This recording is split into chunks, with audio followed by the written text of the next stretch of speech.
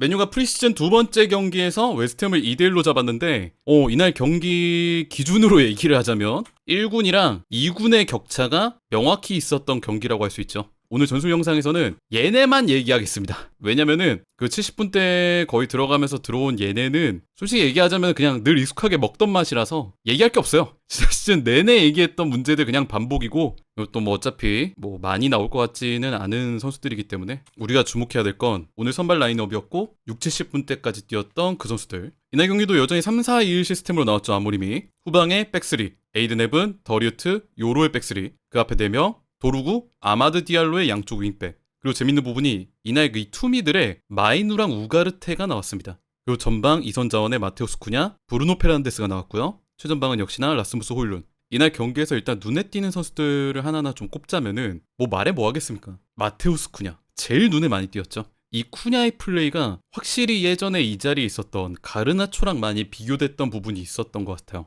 특히나 어떤 부분이 있었냐면은 아모림이 이제 전진 시스템을 쓸 때 빌드업을 양쪽 윙백 모두 벌리고 후방에 백스리, 중원에 2명 이런 식으로 3위 빌드업을 쓰잖아요. 여기에 부분적으로 윙백들이 플러스 알파가 되는 시스템을 쓰는데 이날 경기 맨유가 기본적으로 빌드업이 나쁘지 않았거든요. 정말 지난 시즌에 안 좋았던 그 빌드업에 비하면은 오늘 빌드업은 제가 볼 땐 선녀였습니다. 물론 전반전 한정이긴 하지만 나는 그 빌드업이 뭐 때문에 많이 풀렸냐라고 보면은 쿠냐 때문에 많이 풀린 거라고 생각하거든요. 쿠냐가 기본적으로 이 8번 공간에서 위치를 하지만 이 자리에만 있는 게 아니죠. 울버햄튼 경기 보신 분들은 아시겠지만 쿠냐가 아래로 내려오는 빈도가 꽤 되는 선수거든요. 빌드업을 할 때 이 중원 공간으로 쿠냐가 내려오면서 빌드업 숫자를 채워주는 경우들이 꽤 됐습니다. 예전에 가르나초가 있었을 때는 물론 아래에 내려오는 경우들이 있긴 했습니다. 근데 좀 제한적이었어요. 이 8번 공간에 있다가 5번 공간 쪽으로 내려오는 경우는 있었습니다. 하지만 이렇게 측면 쪽으로만 내려오다 보니까 빌드업에 엄청나게 큰 도움을 준다? 그리고 선수가 내려와가지고 뭐 볼을 잘 차고 패스를 전진 패스를 앞으로 뿌려준다거나 이런 그림이 많이 나오지는 않았다 보니까 막 유의미하게 빌드업에 도움을 줬다? 가르나초가? 그런 느낌은 없었는데 쿠냐는 확실히 달랐어요.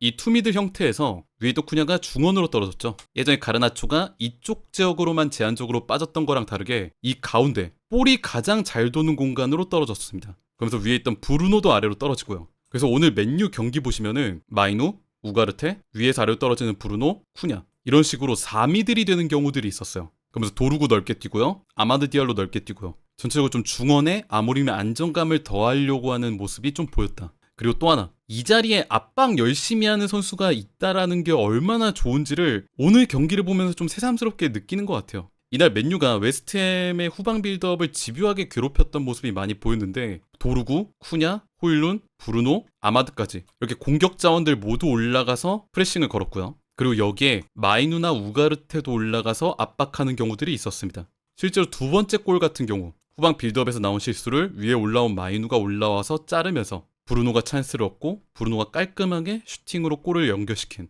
압박을 통한 실수 유발, 그거를 깔끔하게 마무리하는 시퀀스가 딱 보였죠. 이런 압박에 대한 성실함이 확실히 좀 잡혀있는 게 눈에 보였던 것 같아요. 이런 압박 시퀀스에 쿠냐가 열심히 따라 붙으면서 기여하는 것들, 특히나 브루노도 열심히 뛰어다니고 호일룬도 열심히 뛰어다니니까 이 세 선수가 굉장히 압박에 성실하게 참여하면서 상대를 몰아넣는 그림들. 그러면 상대를 이제 측면으로 몰아버리니까 이 볼이 11번 공간이나 12번 공간으로 빠졌을 때 위로 올라오는 도루구 같은 선수가 커트해서 이곳에서부터 압박 성공해서 공격해서 올라가는 이런 그림들이 이번 맨유 경기에서 꽤 나왔다. 그리고 또 하나, 역시나 전진성이 좋은 선수다, 쿠냐가. 아까 말씀드렸던 것처럼 쿠냐가 빌드업 할 때 이 중원으로 가담한다고 말씀드렸잖아요. 그러다 보니까 후방 빌드업 할 때 이런 지역에서 볼 잡고 돌아서는 경우들이 있어요. 근데 이때 상대 수비가 2명, 3명이 달라붙을 때 이거를 뺏기지 않고 본인이 볼 끌고 전진해서 올라가거나 아니면 브루노나 앞에 있는 호일룬한테 뿌려주는 이런 그림들? 그런 게 참 의미 있었다고 생각을 하고요. 다만 이제 뿌려주는 볼이 뭐 예를 들어서 호일룬 같은 경우에 아직 둘의 합이 뭐 완벽하게 맞지는 않다 보니까 살짝 길거나 아니면 뭐 뒤로 빠지거나 이런 경우들이 있었는데 이 둘의 합이 좀 맞는다면, 시간을 들여서 좀 그거를 링크를 쌓는다면 좋은 그림을 만들어낼 수 있지 않을까. 그래서 거듭 생각하는 거지만 쿠냐는 뭐 아직 2경기밖에 안 보긴 했습니다. 그래도 참 영입을 잘한 선수라는 생각이 드네요. 그리고 이날 경기 같은 경우는 맨유가 주로 공격 지역이 왼쪽이었거든요. 그럴 수밖에 없는 게 2선으로 나온 이 브루노 페르난데스가 이 오른쪽 공간에만 있는 게 아니라 중앙으로 좁혀서 왼쪽 공간에 가담을 많이 했어요. 그래서 특히나 쿠냐랑 브루노 페르난데스가 거의 동일선상에 위치하는, 같은 공간에 위치하는 그런 그림들이 많이 나왔는데, 이거는 아마 제가 볼 때는 은베모가 나왔을 때 많이 달라질 가능성이 크다고 봅니다. 워낙 이제 브루노 같은 경우는 볼이 있는 곳에 많이 관여하는 유형이다 보니까 그런데, 이렇게 브루노가 왼쪽 지역에 많이 가담하다 보니까 왼쪽에서 공격이 많이 진행되고, 그 반대편 오른쪽에 있는 아마드 디알로 쪽에서는 볼이 많이 안 도는 그림들이 보였잖아요. 근데 이 자리에 은벤모가 오게 될 경우 조금 더 두 사람이 공격적으로, 크랙적으로 박스 타격하는 그림을 우리가 좀 기대해 볼 수 있겠죠. 그리고 또 하나, 이 선수 마이누 얘기를 좀 해보고 싶어요. 제가 예전에 그 아모림 체제에 들어와서 마이누가 좀 애매해졌다라고 하면서 영상 하나 만든 게 있었잖아요. 거기서 좀 마이누가 앞으로 좀 어떻게 해야 될까, 살아남기 위해서는 어떻게 해야 될까, 이런 식으로 얘기를 했었는데, 그때 제가 좀 조심스럽게 말씀드렸던 내용이 하나 있었어요. 아, 마이누가 예전하고는 좀 스타일을 바꿀 필요도 있을 것 같다. 왜냐하면은 아모림 체제에서 이 투미들이 상대 뭐 3미들, 4미들이랑 붙었을 때 수적으로 막 크게 메리트가 있지 않다 보니까 아모림이 공통적으로 미드필더한테 요구하는 게 많은 활동량, 그리고 수적으로는 좀 밀릴지라도 상대 미드필더랑 중앙에서 딱 붙었을 때 강력하게 경합하는 전투적인 미드필더, 이런 거를 많이 요구를 하는데, 예전에 마이누는 그런 유형은 좀 아니었다 보니까 이런 거를 감독의 스타일에 맞게 좀 바꿔야 되지 않을까? 살아남으려면은? 그렇게 말씀을 좀 드렸었는데, 오늘 마이누의 모습에서 저는 그런 거를 좀 봤던 것 같아요. 아니, 얘가 막 웨이트 트레이닝 하는 사진이나 영상 올라오고 할 때부터 봤는데 확실히 몸이 커졌어. 피지컬적으로. 눈에 띄게 또 어깨 프레임도 넓어졌고요. 그리고 오늘 경기에서 보면은 상대랑 경합에서 붙었을 때 뒤로 빼거나 그러지 않고 꽤 전투를 해줬던 모습을 보여줬습니다. 물론 이제 템포적으로 뭐 볼을 빼주는 타이밍이라던가 뭐 2대1 패스 구도에서 움직이는 거라던가 이런 거에서는 아직 뭐 완벽하다고 할 수는 당연히 없겠지만은 스타일적으로 뭔가 좀 변한 느낌이 저는 개인적으로 들었던 것 같아요. 그래서 그런 부분이 괜찮다. 특히나 또 같이 뛰어주는 우가르테가 활동량 많이 가져가고 상대랑 또 붙어주는 그런 유형의 미드필더다 보니까 웨스트햄의 중원이 올라왔을 때 이 둘이 또 미드필드 싸움을 생각보다 잘해줬다. 우가르테 오늘 잘해줬어요. 그리고 또 하나, 더리우트. 그 오늘 백스리가 저는 다음 시즌 아무래도 주전에 가까운 백스리가 되지 않을까 생각을 하거든요. 양쪽 스토퍼에 헤븐, 요로놓고 가운데 더리우트. 가운데서 잡아주는 더리우트의 무게감이 오늘 상당히 괜찮았습니다. 이 자리 헤븐? 아, 이거 리산드로 마르티네스가 장기 부상에서 복귀를 아직 안 했기 때문에 아마 당분간은 헤븐을 써보지 않을까? 아, 루크쇼 스토퍼 보는 것보다는 나는 헤븐이 나은 것 같아.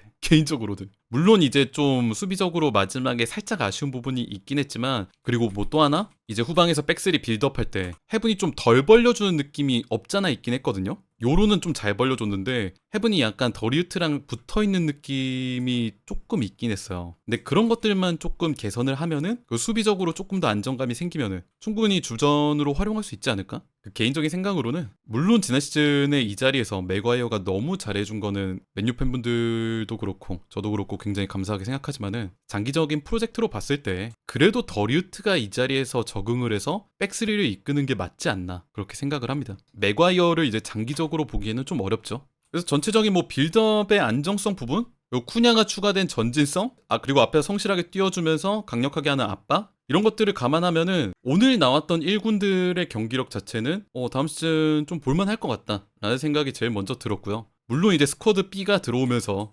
익숙한 맛의 축구들이 반복되긴 했는데, 그래도 스쿼드 A는 나름 괜찮았다. 그리고 또 하나 욕심을 얘기하자면, 이 자리에 은베모가 왔을 때, 오늘은 브루노가 이쪽 자리에 많이 가담했지만은 은베모는 완전히 다르게 아마드랑 똑같이 오른쪽으로 많이 벌릴 텐데, 이쪽에서 공격이 어떻게 돌아갈지를 빨리 좀 확인을 하고 싶다. 그렇게 되면 오늘 보여준 시스템이랑은 결이 완전히 다를 것 같아요. 물론 아직 프리시즌 경기고 두 번째 경기밖에 안 됐기 때문에 많이 고쳐야 될 부분들이 있긴 하지만은 그래도 뭐 나쁘지 않았고요. 앞으로 좋은 것들은 더 발전을 시키고 안 좋은 것들은 이제 좀 더 개선을 하면서 25-26 시즌을 좋게 맞이하면 좋겠습니다. 아모림이 얼마 전에 좀 인터뷰를 하면서 좀 인상 깊었던 포인트가 저는 있었는데, 아모림이 얘기했던 게 뭐가 있었냐면은 경쟁이라는 단어를 많이 언급을 했거든요. 우리가 다음 시즌에 유럽 대항전을 못 나가지 않냐. 그러다 보니까 물론 이제 컵 대회 경기가 중간중간에 끼긴 하겠지만은 거의 일주일에 한 번 정도밖에 경기를 안 하게 된다. 그러면 선수들은 자연스럽게 경기를 뛰는 횟수가 줄어들 거다. 나는 내 선수들이 더 많이 경쟁하기를 원한다. 뭘 놓고? 출전 기회를 놓고. 그래서 이번 프리시즌 때 주전을 정하기 위해서 굉장히 좀 경쟁을 많이 자극시키려는 그런 의도가 보였던 것 같은데, 이번 시즌은 어떻게 될 것 같냐고? 근데 이번 시즌 진짜 예측이 안 된다, 우승이.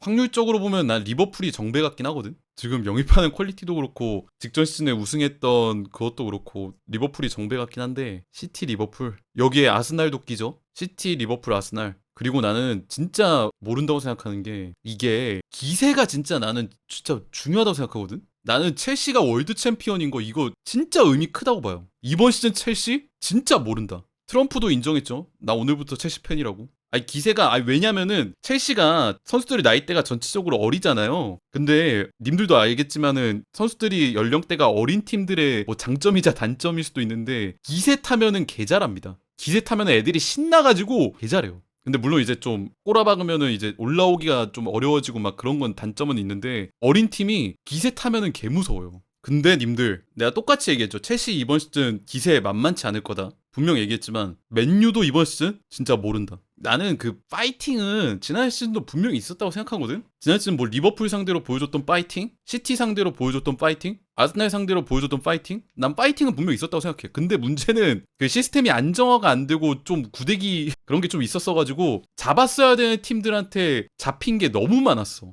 그러니까 의외성 넘버원 뭔지 알아요? 지난 시즌 맨유는 약간 의외성 넘버원이었어. 안정화가 좀 안 됐을 뿐. 그래서 만약 이번 시즌에 좀 프리시즌 잘 보내서 안정화를 하고 간다면은 진짜 모른다.